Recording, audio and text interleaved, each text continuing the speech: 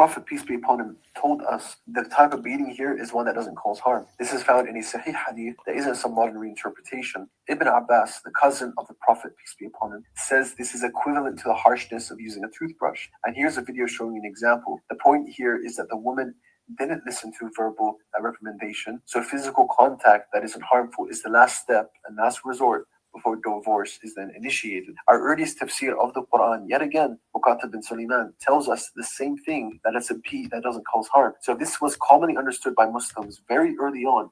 Let's put aside the disturbing fact that Muslims must make videos of fathers teaching their sons how to correctly beat their wives. The claims Deen Responds made to defend Islamic wife beating are the same ones another YouTuber called Farhad Ahmed makes. And just like Chicken Coward Deen, Farhad the Coward also ran from debating his wife beating claims with me. So in this video, I'll debunk Deen and take out Farhad's arguments as well. That's two big YouTubers in one hit just for you. If you think I do okay, please give the video a like. So as per Quran 434, in Islam, a man can beat his wife if she disobeys him. All of the scholars agree Islam allows wife beating. The husband has the right to beat his disobedient wife just as a slave master can beat his slave. He can beat her if she doesn't do her household duties. He can beat her if she doesn't perform her religious duties. He can beat her if she just refuses his call to bed. Deen Responds fully supports the right of a man to beat his wife. He just argues that Muhammad's example proves the beating of the wife cannot cause pain. He quotes this hadith which says to administer a beating that does not cause pain. Well, the first issue is this. The hadith Deen showed you does not say to give a beating that doesn't cause pain. In this translation of the same hadith, it says, do not give a beating that is harmful. In this hadith, it says, do not give a beating that is severe. Don't give a beating that causes pain, or don't give a beating that's harmful, severe. Which one is correct? Well, the Arabic word used is mubari. Mubari means severe, excruciating, violent, agonizing, brutal, severe, or battered. Lane's lexicon says mubari describes violent pain. The root of mubari is baraha. Lane's lexicon says baraha means something severe that surpasses the normal boundaries of violence. So Muhammad didn't say beat them lightly or without causing pain. He says don't beat them severely to mean don't cause them violent or agonizing pain. In other words, you can beat them, you just can't beat the absolute sugar out of them.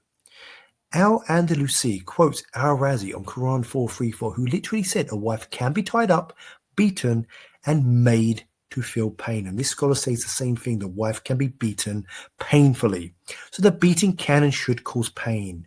And this is obvious because the reason for the beating is for it to be a deterrent to a wife who is disobedient, the final deterrent. If there's no pain, what would be the point of it? The beating would serve no purpose. Deen Responds then quoted Ibn Abbas, who said the beating is like a tap with a miswak. It's like a toothstick, a toothbrush. It's a really popular argument they use. The first thing to remember is that Ibn Abbas is just giving an opinion, his opinion. These are not the words of Allah or Muhammad.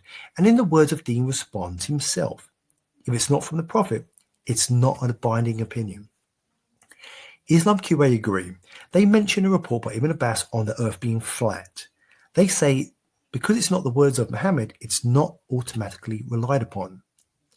This is because when Ibn Abbas's opinion conflicts with greater evidence from Allah and Muhammad, scholars can and will disagree with him. This scholar gives an example of evidence that contradicts Ibn Abbas's opinion on hitting a wife with a miswak to show the beating of a wife can be more severe than that. He points out a companion would tie up his wives together by their hair and beat them with an object. One of the wives was Aisha's sister Asma. When she reported this to her father Abu Bakr was okay with it. He was okay with this beating of his daughter, even though it was more extreme than a beating with a toothbrush. If Abu Bakr's okay with it, it's probably okay. In his miswak quote, Ibn Abbas said that the beating should not break bones, destroy limbs, or cause harm. This shows that the harm being referred to is an extreme act of violence, which is exactly what we just saw the Arabic say. A gentle tap with a toothbrush would not cause concern, yet in this hadith, a man stops another man from hitting his wife. He is upset and worried by what he is seeing. He is clearly trying to stop the wife from being hurt. The response? Muhammad said no man should ask another man why he beats his wife. In Islam, it's okay for a man to beat the wife. It's just not okay to stop it. As we can see in this Shafi law book, Ibn Abbas's opinion was never made into law. It says the beating is one that doesn't break bones, cause injury, or cause blood to flow. It also says do not cause bruising, but the Arabic doesn't say that. Bruising is not a problem. So Ibn Abbas's statement is not one made by Muhammad. It's just one of many that refers to the hitting of a wife. And there are many hadiths that this statement contradicts. The majority of classical scholars and jurists never took Quran 434 to mean tap with a stick, which is why there's no such law in Islam saying this. Okay, the law doesn't say beat lightly or beat with a miswak. So how hard can you beat your wife? To answer this question, we just need to look at what you can't do to see what you can do.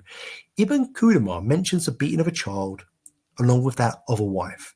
Are Muslims going to say you can only tap a child? Imam Nawawi says you should not beat your wife severely, which means no broken bones or disfigurement. Ibn Kathir quotes a scholar saying the beating should not break her bones. Al-Qurtubi's tafsir also says the beating should not break bones or cause lasting damage. This scholar, as we saw earlier, says a wife can be beaten painfully, but the husband must not break bones. We also saw this quote earlier. They say a wife can be tied up, beaten, and made to feel pain.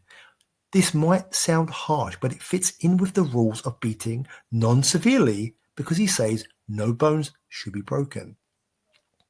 Al-Razi's tafsir on Quran 434 apparently quotes Al-Shafi saying the beating should be under 40 strikes and not cause death. Al-Qurtubi's tafsir specifically states that the beating should not break bones, cause permanent injuries to the body, and it also should not cause death.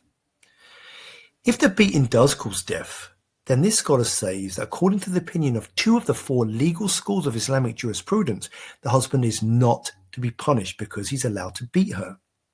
He also says not to beat severely, but a flogging with 10 lashes is permissible. This is because in Islam you can whip your wife. Again, struggling to say this stuff, it's just so terrible.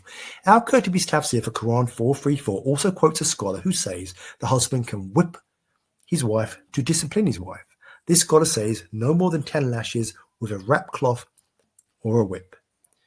Al-Razi says you can beat your wife with a whip. In fact, numerous scholars say the husband can whip his wife, but do not exceed 10 whips.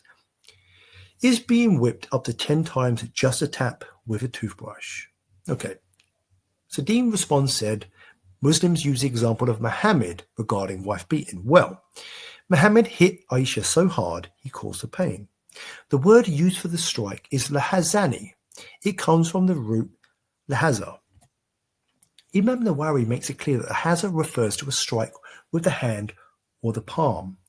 And Listen Our Arab, which is a lexicon, an Arabic lexicon. This strike with the hand is made with force.